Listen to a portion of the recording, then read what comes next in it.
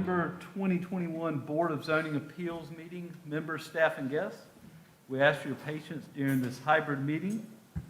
Multiple staff members are behind the scenes to make sure all applicants and citizens are able to communicate with the board at the appropriate times. Board members and applicants are participating in person. The public is able to participate in person or via virtual options.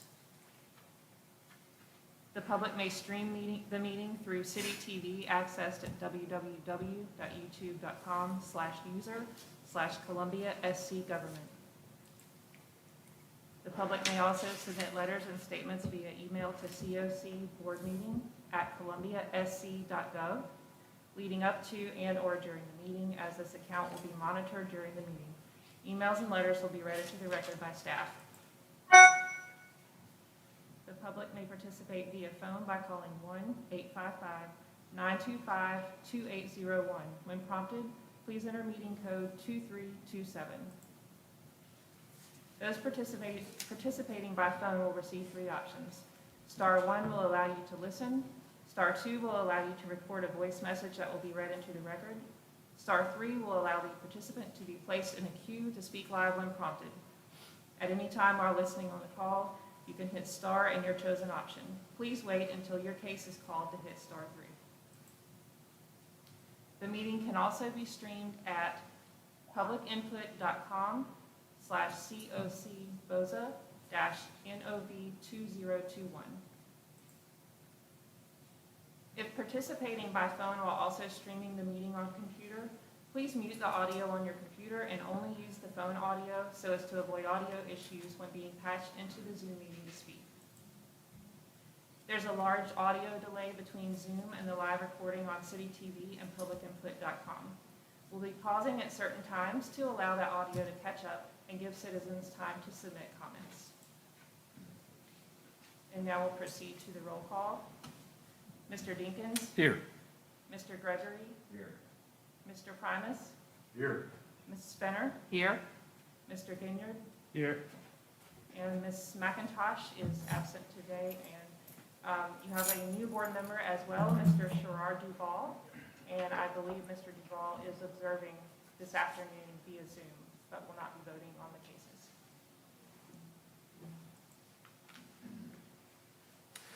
Okay, applicants with requests before the Board of Zoning Appeals are allotted a presentation time of 10 minutes. This time should include, but is not limited to, an overview of the project, case history, and any pertinent meetings held regarding the request. This time also includes all persons presenting information on behalf of the applicant, such as attorneys, engineers, and architects. This time limit does not include any questions asked by the Board of Zoning Appeals or staff regarding the request. Any member of the general public may address the board in intervals of 3 minutes or 5 minutes if by a spokesperson for an established body or for a group of 3 or more. The applicant will then have 5 minutes for rebuttal. The board reserves the right to amend these procedures on a case-by-case basis. Those of you who plan to speak must be sworn at this time. If you are here as an applicant or here to speak on any case, please stand at this time and raise your right hand.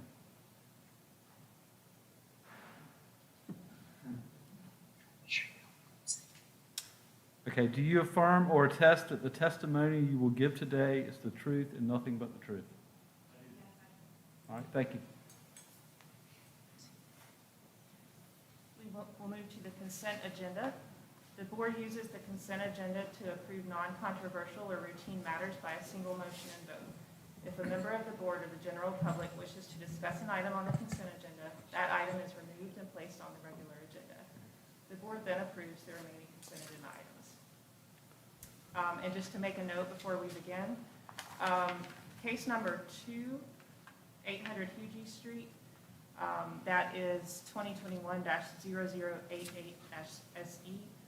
That has been administratively withdrawn. And then later in the regular agenda, case number 5, 639 Elmwood Avenue, that is 2021-0091-SE, has been deferred until the next board meeting.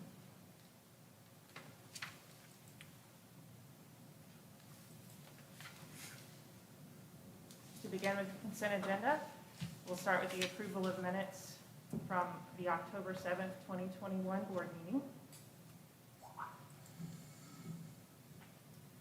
And the first case on consent is 2021-0095-SE. That's 1220 Woodrow Street. It's a special exception to permit an elementary school and daycare.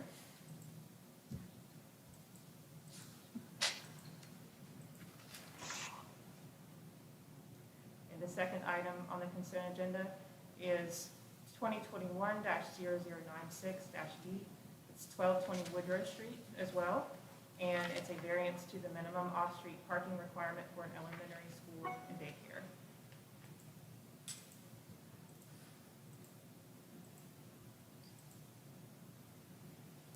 And that concludes the consent agenda.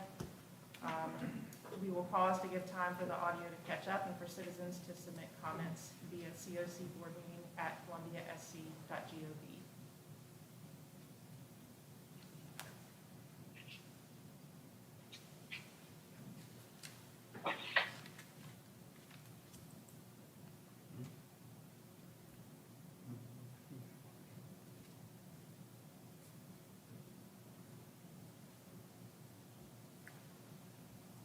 Okay, let's just state for the record, do any members of the board or any members of the public wish to have any of the items removed?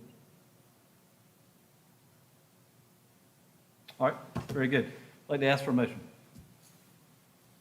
I move that we approve the consent agenda, subject to staff comments. Second. Okay, we have a motion and a second. All those in favor, please say aye. Aye. Aye. Any opposed? All right, motion passes. All right, moving to the regular agenda. We use the following outline for regular agenda items. Staff will introduce the case. The applicant will then have 10 minutes to make the presentation. The board may follow with questions. The public will be allowed to participate via email, voicemail, or phone comments. The applicant will then have 5 minutes for rebuttal, and the board will take action. The first item on the regular agenda is 2021-0093-B. It's 4102 Parkman Drive. It is a variance request to the maximum fence height requirement. And for this one, the applicant is, I believe, in the Zoom call and will participate that way due to illness. So, let me- Hello. Hi, Mrs. Reisinger. Yes. Yes. Okay, Um, you can go ahead. Okay. Our home is the first house on Parkman Drive off Beltline Boulevard. Beltline is a major thoroughfare with heavy truck, car, and motorcycle traffic. The steep downhill and uphill in the blocks below our lot's elevation encourages higher speeds and therefore higher road noise. The distance between Residence B and Residence C is 126 feet. The 4-foot fence at the lower end of the yard of Residence B offers no barrier to either sight or sound of the traffic on Beltline. The 126-foot gap between the houses offers a large opening for both traffic noise and sight. The vehicles are clearly visible, as are their lights at night. Because our home is located well above the open gap, in order to block the sight and sound of the traffic, the fence height needs to be 10 feet at the back of our lot and the lower end on the side towards Beltline. At the upper end of the backyard, the distance between resident A and B is 25 feet. It is open and serves as a channel to focus the road noise directly to the side of our den. The fence at that point would need to be 8 feet to act as an effective sound barrier. The owner of Residence A has no objection to the proposed height. If the construction of the fence is allowed, our plan is to stain it a deep green, or blending in color, if you will, with the existing vegetation and in a style accompanied by the picture, shown in the picture. I believe this will make it attractive as well as functional. I thank you for your time. Okay, thank you. Your home located on Parkman, it's near Beltline, but it's not immediately adjacent to Beltline Boulevard right away, is it? It's not sitting on Beltline. I guess I can see what you're looking at. It is, there's a small house if I'm looking at Parkman to my left, that house is directly on Beltline. Then there's a home behind that one, and then there's open area and a rental house behind me. The area to Beltline is very open. I mean, the lights, the noise, the deer come through there. If that helps, if that explains it. It does. I guess it's the gap between the houses that are located on Beltline that's causing such a additional noise. Is 10 feet, 10 feet is a pretty tall fence. I mean, really not, try to avoid that if at all possible. How did you come up with 10-foot fence height? We had several people that build fences to come and look. We also sort of measured it with those people to look at it. The problem is our house, the topography is such that our house is the highest house anywhere in this area. It was built by a guy they call the Commander in 1940. And I'm sorry, I'm not very technologically savvy, but behind my house was originally a garden, which he set up, that was full of camellias and old plants that he either imported or brought in, mostly camellias and native plants. We cleared that area out because it had become a jungle and not a safe place to be, in order to restore the house to what it should have been in the beginning. And when we did that unwittingly, it opened that up to noise and light and sound for everybody, our neighbors and us. But to answer your question, is by far we sit up higher than anyone else.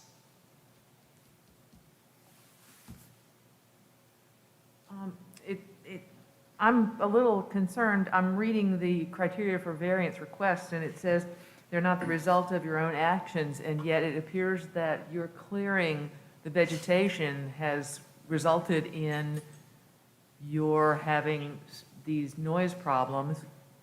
Well, we didn't, if I may, we didn't clear actually vegetation. What we cleared was a ton of poison ivy and wisteria that was overgrown and killing the native plants. That's still vegetation. Okay. Is it not possible to plant trees or, I'm thinking Leland cypress or some sort of buffer planting? You could, but there would not be, it wouldn't be tall enough for to really give the sound barrier that's needed. And the noise has always been an issue. I mean, it's not that the noise has been a problem since we moved here. The lights have been a problem. It's more noticeable now. And so in keeping, when you mentioned Leland cypress, we were trying, I've been working with a guy that does kind of a conservator, I guess, of old plants, to not put in plants that wouldn't have originally been there. Leland cypress wouldn't have originally been there. It would have been camellias. I mean, I have camellias back there now that are probably 10 feet tall. And I would love to bring in plants, but it wouldn't afford the quiet nor the privacy. Ms. Reisinger, you said the fence at the lower portion was 4 feet. How tall is the fence that runs parallel with Beltline currently, and how tall is that wooden fence that is between you and your neighbor? I believe it's 8 feet. I apologize. My husband did some of this, and he is unfortunately ill right now. But that fence is falling down in part. And so in an effort to give barrier and privacy, we had a surveyor come in and just to make sure that where the lines were, that we didn't want to interfere with anybody else's property or cause anybody a problem. I think he's got it noted here, existing 8-foot fence. John, you see that? That's what I was trying to find. I think that says underneath it. I think that's what it says. Yeah, I see it now. So How that's is it 8 that- foot on both sides? On the other I side? apologize. Between, you at- between you and Jeannie Schrodner? Linda? Jeannie's fence is a chain link fence that we would probably leave in place. In fact, one of the reasons I believe that fence remains is that she's hoping that our fence will block the noise from the street, because she experiences that as well. I'm just concerned, we've got these new variance requests, and some of it's probably the old stuff, and I just wasn't paying attention earlier. But, I mean, these conditions do seem to apply to any of the other houses in the area. We first moved to Columbia, we lived in a house on Parkman Drive, I think, perhaps across the other side of Beltline, and you could hear the noise, and, you know, you could hear when the boombox cars would roll by and that. It seems like these conditions do apply to other properties in the vicinity, and that part of the reason you're having a problem is because you cleared away the vegetation, and that you could deal with it by planting other vegetation, but you don't want to plant that vegetation. So it's just a little bit, I don't know. Well, respectfully, it's not that I don't want to plant it. It's that I'm trying to get some privacy in here now. And the plants that we would put in are fairly selective to come by. Again, I'm trying to restore this to what it was. But as far as the lights, I think it may be a bit more unusual because the way the slope runs up the street, the car lights run directly into the back of our house. I mean, it's always been that way. We're trying to figure out a way to deal with that helps everybody.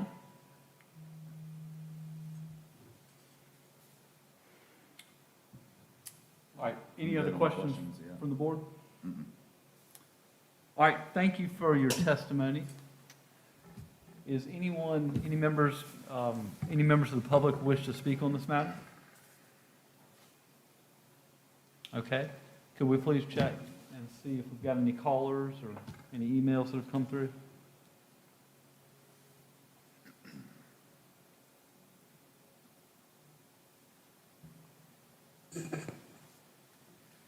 I'd like to pause just a moment. There's about a 30-second Okay. delay, but so far I do not have any callers. Okay, so it doesn't sound like we've got any public input on this matter, so we'll move into board discussion. Who wants to start? I mean, I sympathize with what she's trying to do. I mean, but just for what it's worth, camellias are not native plants either. I mean, I sympathize with what she's trying to do very much, but I am concerned because when we go down the criteria, it does appear that these conditions more or less apply to other properties in the area. In fact, by her own testimony, her neighbors also have lights shining on them. And that they are, in fact, the result of her own actions. Had she left the vegetation in place, she could have potentially staged the removal or something like that. I just have a problem with that. I mean, I do sympathize with where she's coming from, and I imagine it probably wouldn't hurt anybody, although I think a 10-foot fence is extremely high.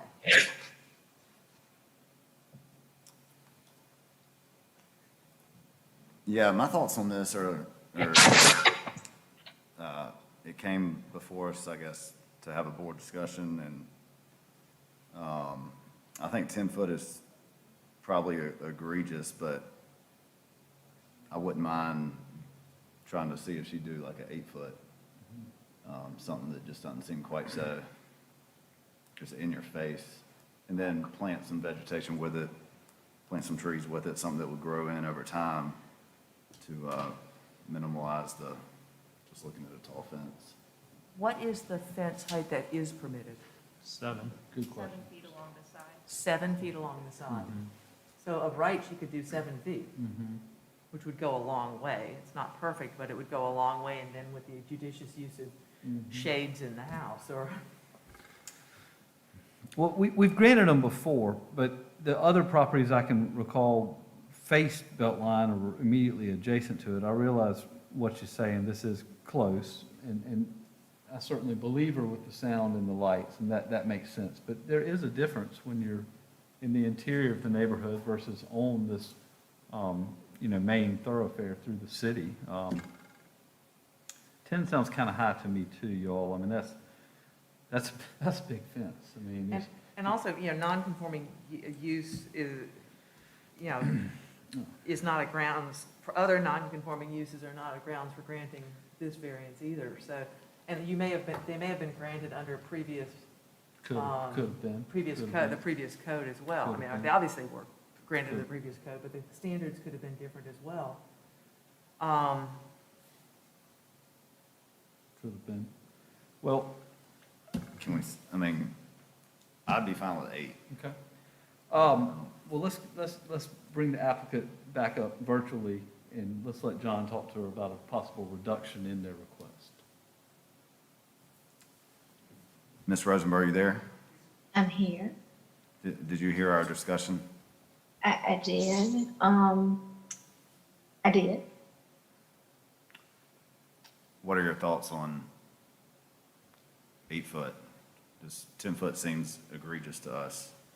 I understand. I guess my thoughts are I have measured it myself and run a line, and 8 foot really doesn't get over the fences that are already in place, that are in the spots, and it doesn't block much of what's there. The topography is what makes it odd. It's not, I understand the point about being on Beltline, but the house sits very high. That's not something I did. It's just the way it was built, and I guess the road was built. I'm sure it was never planned that it was going to be a 4-lane there when it was built in 1940. I think there is a very small set of houses, if any others, in this area that would meet the unique place where my house sits. I think it is a nuisance, the lights and the noise. I don't think it's a detriment to anybody else. It would blend in well. It's for a personal use to make the home a now and for future home. And so when looking at what was minimally necessary and talking to fence builders, 8 foot, when you look out the back, you're still seeing everything, including the neighbors. And so we were trying to come up with something that gave everybody privacy and to sort of exist in harmony. but again, I'm looking. But it's an 8 foot chain link, correct? Would- The chain link fence, I believe, is 8. I'm not sure. Yeah, on the plan it showed 8 foot. Okay, I'm sorry. If that's what it says, that's Chain what he link did. fence along there. So even with a wooden fence where light wouldn't come through the wooden fence as much as a chain link, you're saying that doesn't make a difference? It's the 2 foot difference in height? The problem is the height of the house, and I'm so wish that, you could, if you stood in my house and the head of my yard, you would see, a 6 foot person can be standing in the back and see sort of straight out over into Beltline. And that's at the top of the hill. If they're standing at the bottom, the road actually, I think there's a cut through in between one of the properties next door. So again, after much consultation, that's what we were advised. And if we wanted to try to make it a fence that would render what we needed, which was blockage of the light and the sound, as it act as a barrier in a way that plants won't do.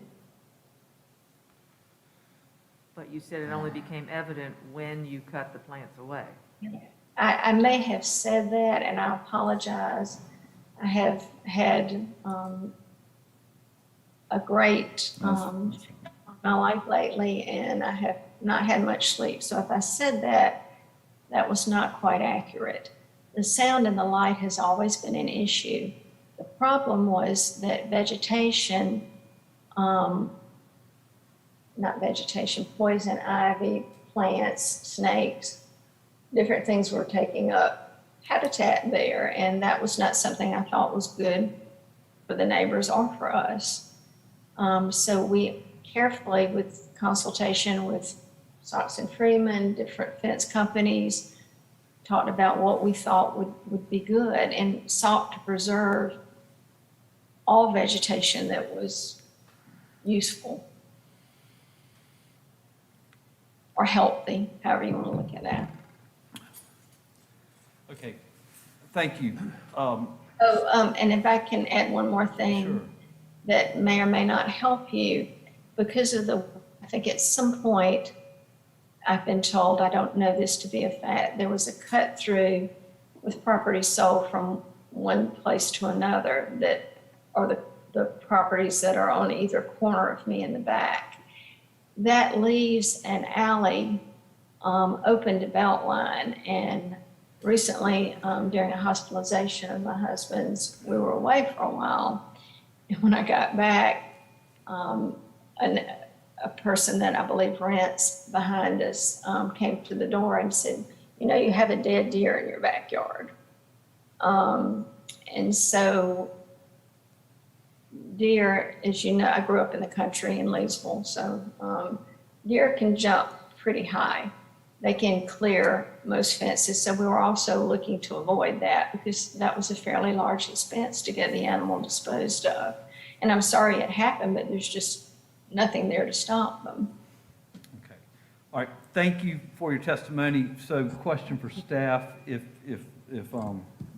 this request were to fail today, the applicant, they could reapproach at some time in the future and request a lesser fence height, is that correct?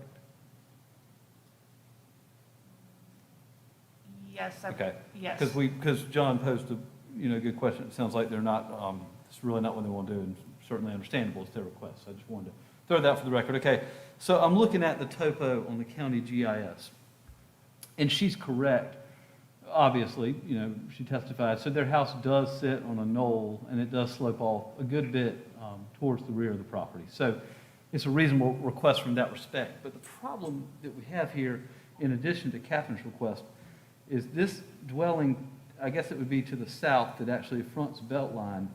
The topo keeps going in that same direction. If we allow them to erect this 10-foot fence there, if you're sitting in this neighboring property's home, the fence is going to look like a 15-foot wall. It's too high. It's too high. It's a reasonable request, but due to Catherine's request and due to the topo, exactly like she said, it's too high for the surrounding property.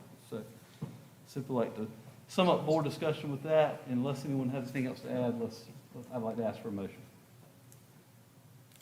I'm still good with 8. but- Well, we can't Yeah, do 8 because the applicant didn't do 8. So 8, that's not on the table. So let's get a motion. I move that we deny the applicant's request. Okay, we have a motion. Do we have a second? Second. Motion and a second. All those in favor, please say aye. Aye. Aye. Aye. Any opposed? Okay, motion fails. All right. Okay. Moving on to the next case on the regular agenda. It's 2021-0094, 508 South Walker Street, and it's a variance request to the minimum front yard setback to permit a covered porch. And the applicant is here to present his case. Thank you. Please approach. Hi, how y'all doing? Good. We're good. Please state your name for the record. Dustin Whitehead. All right, the floor is yours. Okay, cool, thank you. My My wife and I moved to Columbia about 2.5 years ago for me to teach at the University of South Carolina. I teach in a theater program. And we found our home in Rosewood on Walker Drive. We love it, love our neighbors.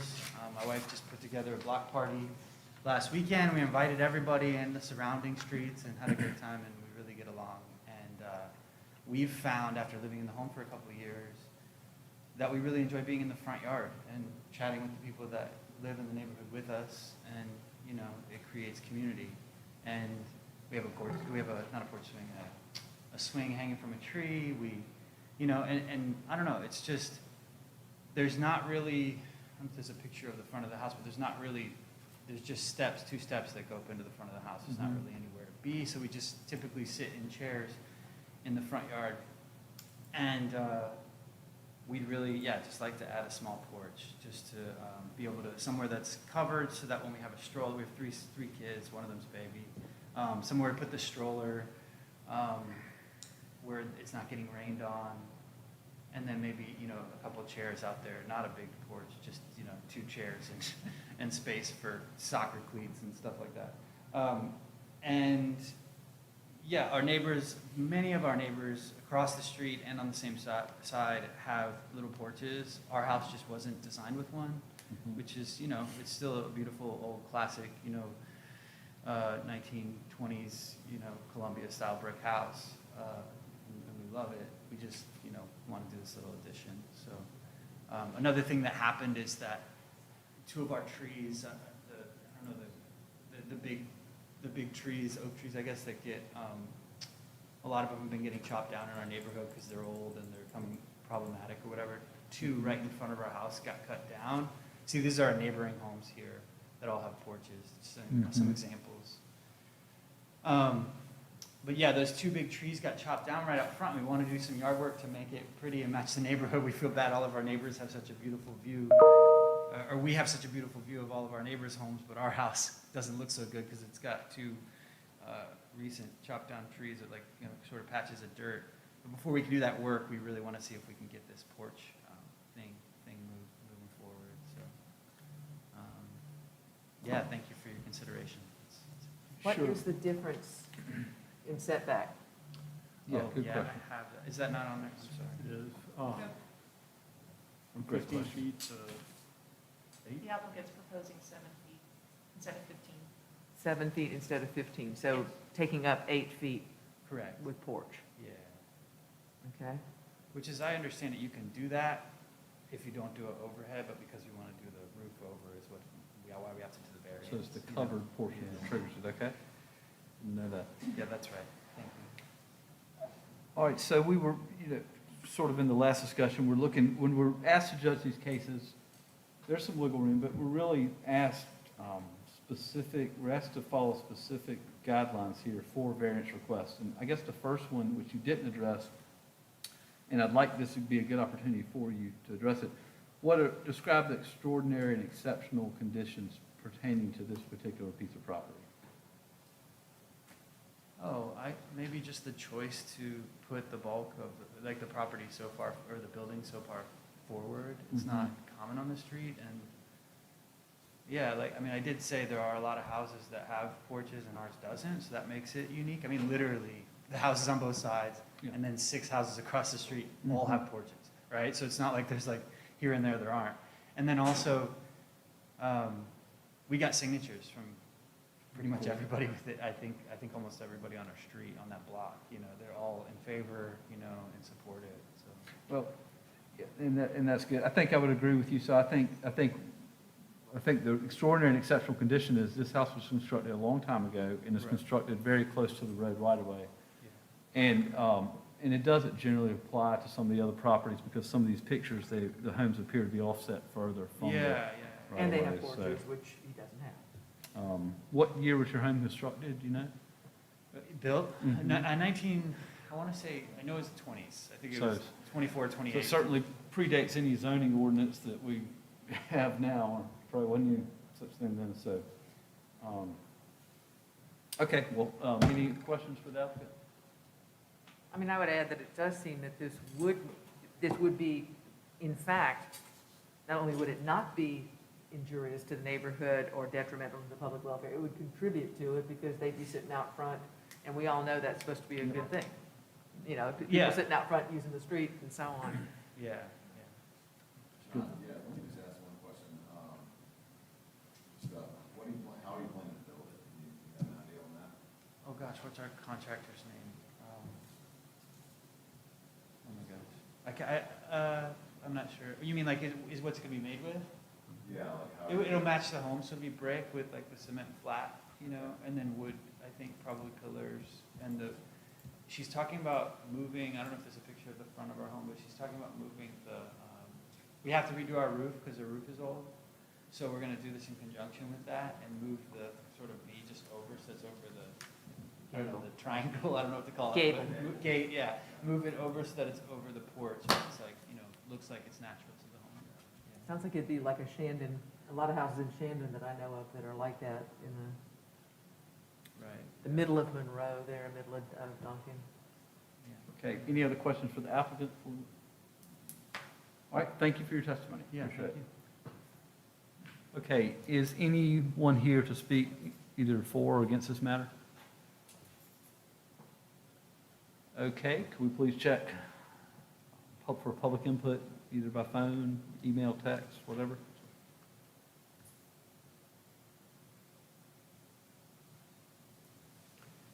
I do not have any callers. Okay. Well, this brings us to the board discussion point. We did see a lot of support letters from the surrounding neighbors. That's always a good idea to do that. So certainly applaud you for that effort. Anybody have any thoughts? Do we have it? No, I mean, I'm with you. If the neighbors are in support and they don't mind something closer to the road, I don't really see a problem with it. And you've still got 7 feet back from the road, even after they build the porch and. Yeah, that's not much.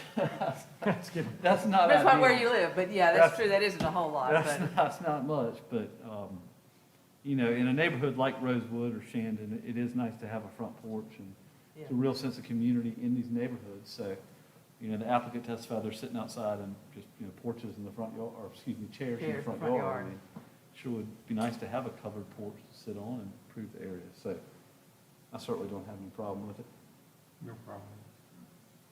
All right, well, that sounds good. I'd like to ask for a motion. Catherine, take it away.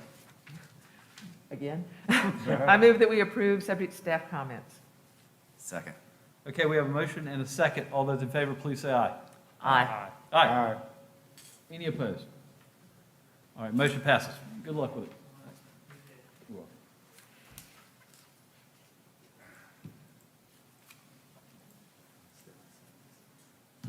Okay, moving on to the next. Go ahead, we can keep moving. We have a quorum. Please, we're going to excuse Marcellus for a couple of minutes for a personal matter, but let's proceed with the meeting. We have quorum. Okay, moving on to the next item, 2021-0097, 1029 Lights Lane. It's a request for a special exception to permit an alternative parking surface. And the next case is also for the same address. Mhm.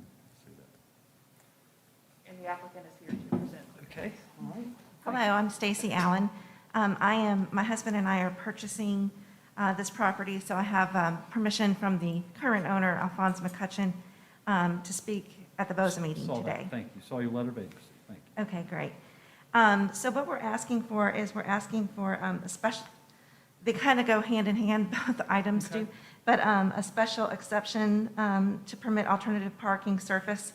Currently, we had a company come out to take soil samples there, and there's, the property is an existing building. It has never been CO'd, and so we're working towards that. And part of that COing is putting in the appropriate parking area, as well as landscaping that still has not been finished. So we're kind of taking over that baton. And with that, as we've been researching it, the soil samples came back that it had already been excavated, and there is substantial bedrock there on that property. Under the CAC code guidelines, it says that it should be a solid surface, but in this particular case, it's just not cost effective to be able to do something like that for this type of property. And so we're asking for a variance to continue, there's currently cement there, and it does abide by all the different codes. There are currently handicap parking spots. This is going to be a contractor's office, so we don't intend that we're going to even have many customers that come on property, but should there be, we do have the appropriate parking for them. And so what we're going to do is we're going to extend the concrete that you see there all the way out in front of the garages, because there's that area in front of the garage, unlike the rest of the property, is very mushy. And so the guy that did the soil samples and also civil engineer, I have civil engineer here, if you have questions that I can't answer, they're going to be putting, extending the concrete area there in front of the garages and putting a drain in and so forth. But then from that area where we can't concrete, we need special permission to do crush and run. And according to engineering, and they said basically that asphalt would just not stick. I don't know the right words, but it would not be appropriate for this particular area because of the bedrock.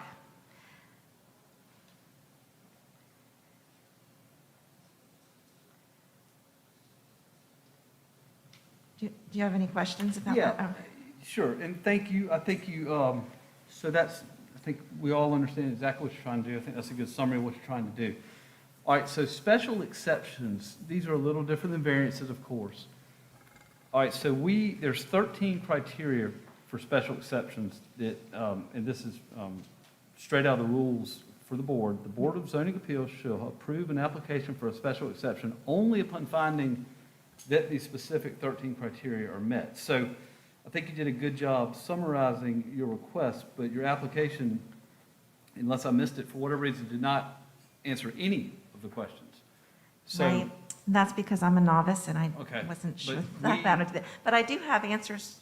okay, and now would be a good time to do it. So in order, any favorable vote by the board is going to have to get these criteria for special exception on the record. So Okay. I was going to suggest that you either do it now, or if you wanted to defer to take time to gather your thoughts and, come back to us. I'm happy to but- do it now. Okay, well, that'd be fantastic. So please run through the criteria for the special exceptions so we can get them on the record and vote. Sure. Can I refer to each exception via the Absolutely. number? Okay. Sure, no need to Okay. read them out. Yeah, just start with number one. So Sure. number one, we've spoken with the zoning commission and we comply with the zoning. We're not asking for a change in zoning. It is zone CAC, and we fall within those guidelines to come in as a contractor's office, which also goes along with number two. So we're not asking for any changes there. We meet those criteria. Number three, it does not have a substantial adverse impact on vehicular traffic or vehicular and pedestrian safety. It's a side street, so it's not on the main thoroughfare. There are no sidewalks in that area. And we're not anticipating having significant public input. It's a service business, and so we don't have customers that come in. So that statement for number three is true. It will not have a substantial adverse impact. Number four, the shape of our parking lot meets our needs. And again, we have the handicap spots there available should someone come to the property that needs that kind of parking. So yes, there are adequate provisions that are made for parking, for loading and unloading. Number five, this is correct. The proposed special exception does not have a substantial adverse impact on adjoining properties in terms of environmental factors such as noise, lights, etc. This property does have a rural property at the back of that property, but the building is such that at the back of the building there are no, there is a light currently that's there, but we are going to angle it down so that it doesn't angle out.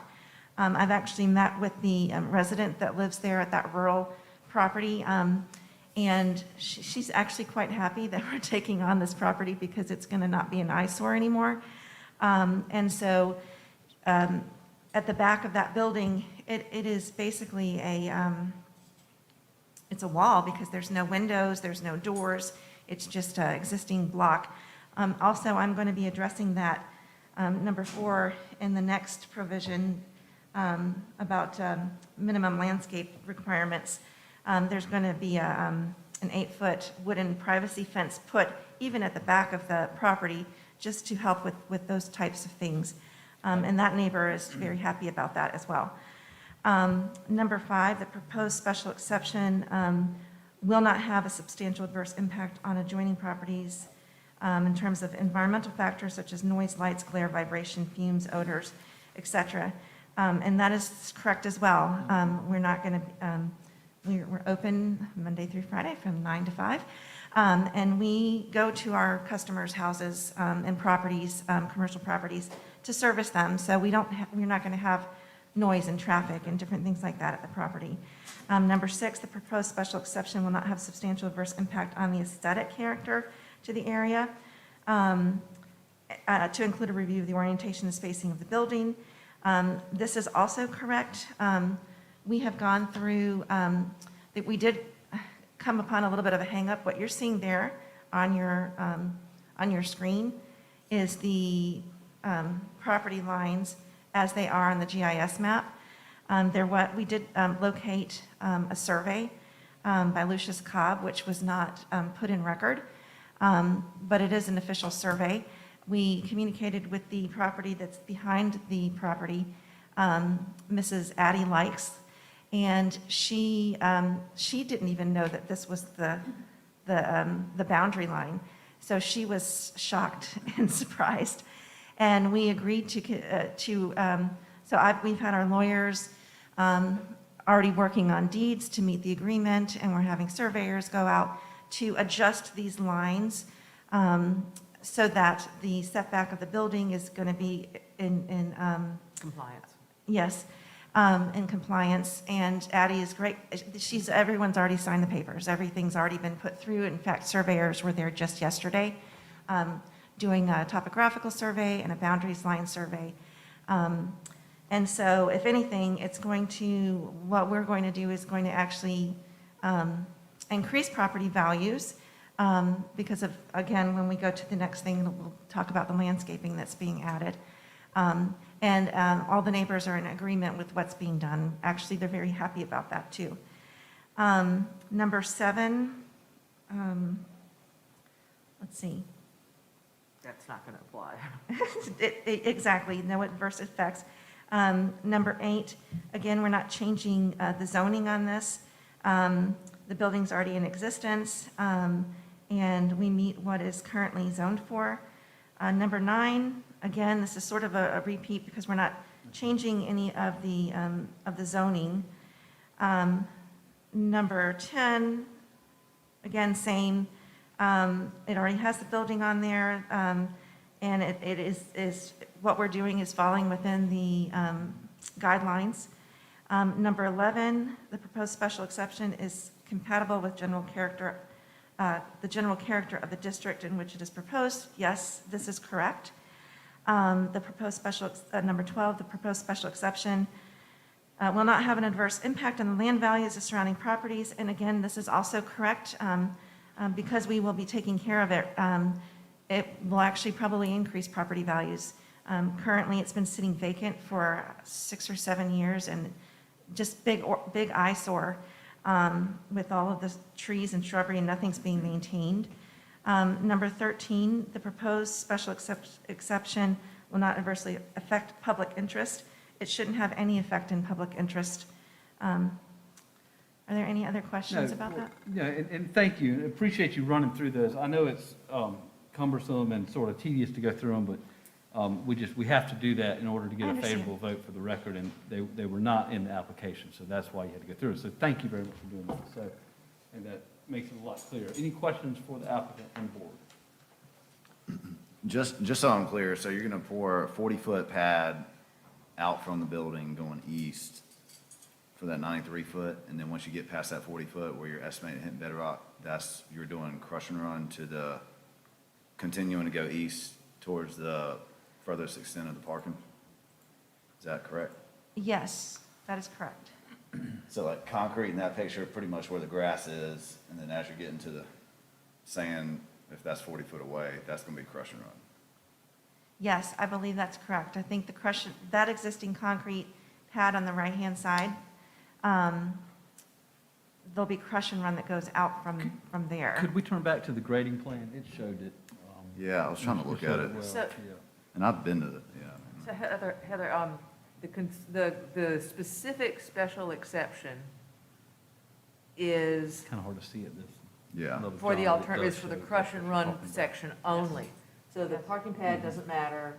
The only thing that matters is the crush and run. The reason you have to put the crush and run there is because it's got bedrock and you cannot use any other surface there because there's bedrock. That's basically, That's correct. yeah. I get that, okay. And then that ties in with the interior landscaping request, right? Yes, which will be in the next item. And we're going to take 2 votes on this, Ms. Allen, but we certainly, while you're here, we can discuss. If you'd like to go ahead and discuss the landscaping request, that's certainly fine with all of us. We'll take 2 separate motions Okay. for the request. Okay. So rather than sending you back and doing all that, that way we can do it all at one time. Okay. Yeah, I'm fine with that, yeah. So I guess before we do that, do we have any other questions regarding this request for the applicant? Mm-mm. All right, well, let's do that then. Let's discuss your next, your variance for the landscaping requirement, and then we'll see about any public comment, have some board discussion. We'll take 2 separate motions. Okay.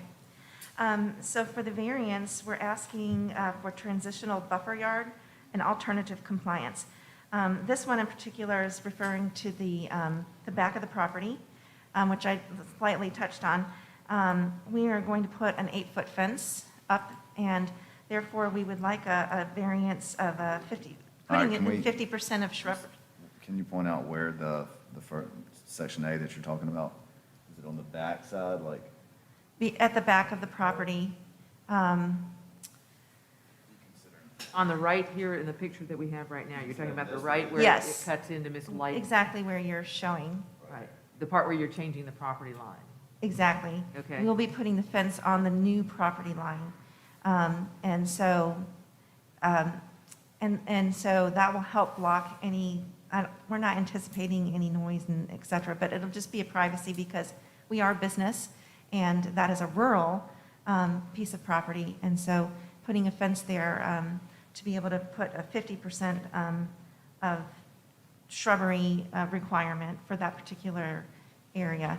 So what is required and what are you doing that's different from what's required?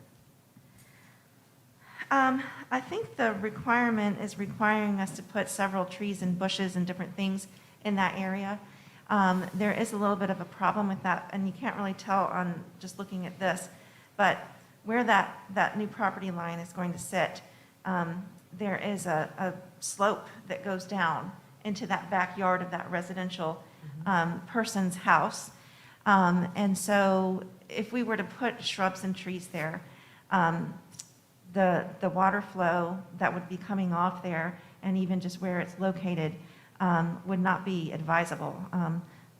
There are currently 4 trees that were planted, I'm going to say 6 or 7 years ago, and they did not last there.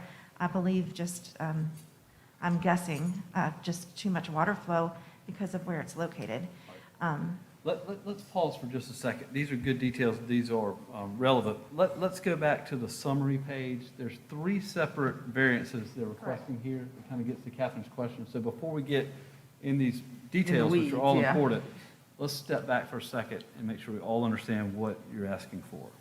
So if we could turn this to the front page or wherever Do you this want me is. to kind of go through the 3 requests? Yes, Okay. the 3 specific Sure. requests, and then we'll get into details. And we also have our landscape planner here, Scott Holder. Okay. If there are any detailed questions regarding the Very requirements for good. landscaping, that he can answer as well. Okay, thank you. So the first request is to the buffer transition yard along the northern property line.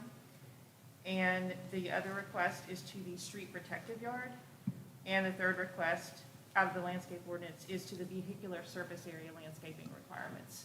Okay, the street protective yard, is that going to be on the side street, Jasper? Jasper Lakes Lane. Jasper, okay, so that's the one we're asking, that you're asking for variance for. Yes, and that's where a lot of the bedrock is located. And again, there are current shrubs there that are just dead.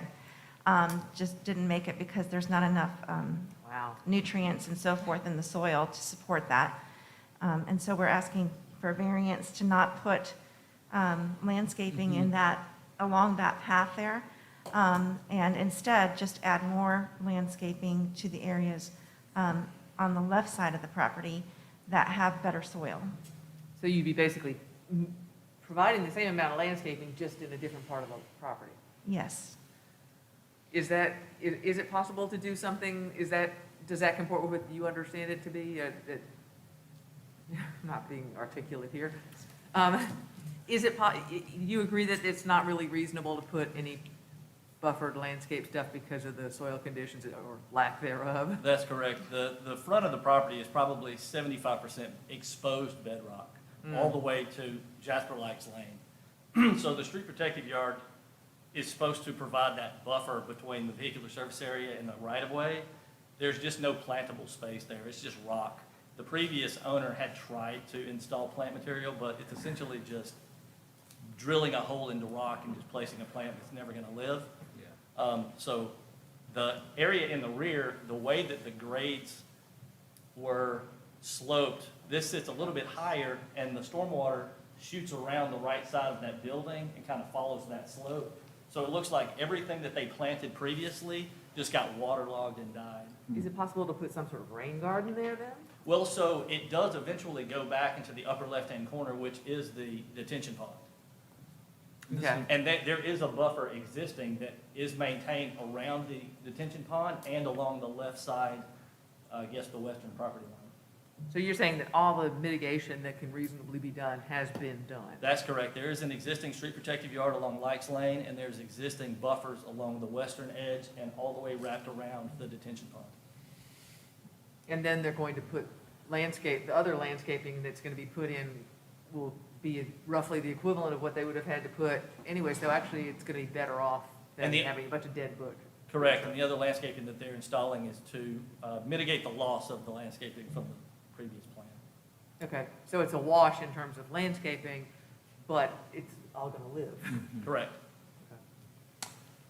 Well, thank you for your testimony. It's very helpful Very to the helpful. board. Thank you very Thank you. much. Okay, well, I think we all have a pretty good understanding of what they're asking for. Thank you for your testimony. Do we have any other specific questions for the applicant before we move on to other? All right, thank you very much. We appreciate it. Thank you. You're welcome. Okay, are there any members of the public who wish to speak on this matter?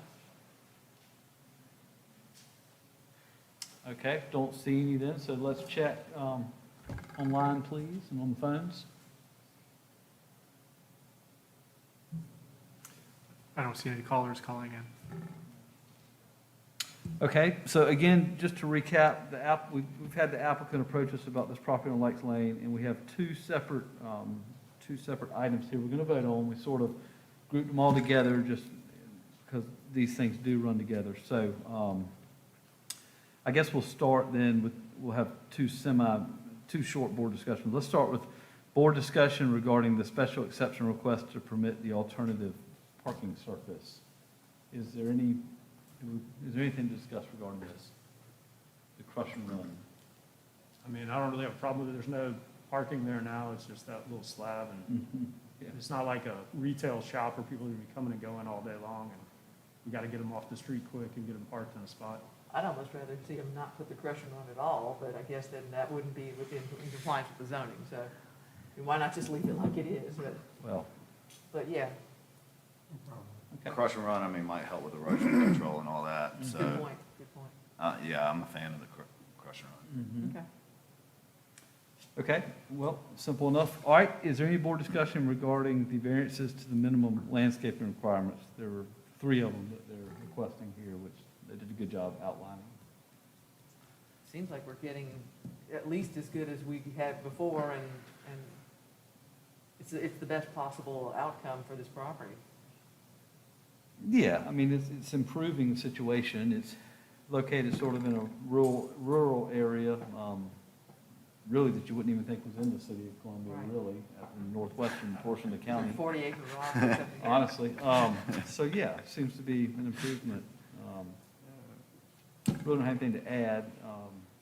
Yeah, I'm looking through like old Google GI on the county tax map photos, and the parcel before a building was there it was never wooded.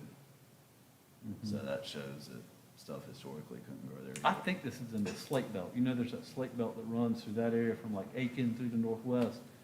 I think this is in the slate belt Slate area belt, of the Aiken. county, I believe. Okay.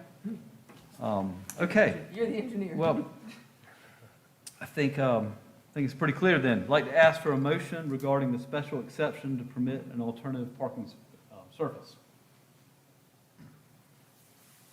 Yeah, I'll make a motion that we approve the special exception request for the alternative parking surface, subject to staff comments.